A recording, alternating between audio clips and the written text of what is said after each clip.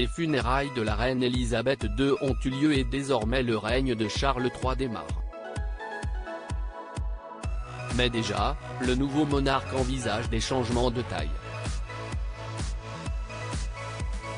En effet, l'on apprend du Daily Mail, que le père de William et Harry veut un couronnement allégé au printemps prochain, afin de refléter sa nouvelle monarchie. Et si est une date bien particulière qu'il pourrait choisir puisqu'il le ferait à l'occasion du 70e anniversaire de règne du couronnement de sa mère.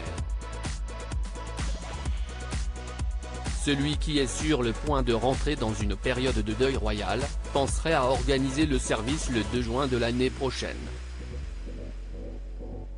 L'opération Golden Orb, qui est le nom donné à la planification du couronnement de Charles, est déjà en cours. Des sources ont révélé que la cérémonie de couronnement devrait être plus courte, plus petite et moins chère que celle qui a vu sa mère couronnée reine en 1953. Charles III entend ainsi montrer au monde entier comment sa monarchie allégée fonctionnera à l'avenir. Il espère à travers ce message rappeler qu'il prend en compte de la crise actuelle du coût de la vie qui saisit sa nation. Les aspects traditionnels, eux, devraient néanmoins rester inchangés.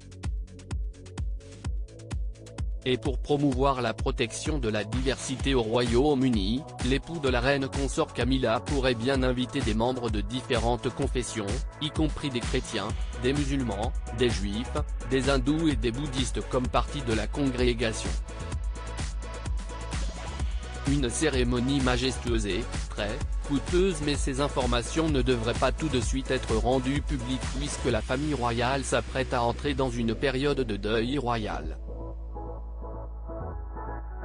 Après les funérailles d'Elisabeth II, ils vont en effet rejoindre Balmoral, où elle est décédée le 8 septembre dernier. Mais l'opération Golden Orb est en tout cas bien lancée, et si Sa Majesté a dû attendre 16 mois pour sa propre inauguration en 1953, celle de Charles devrait avoir lieu dans un délai beaucoup plus court.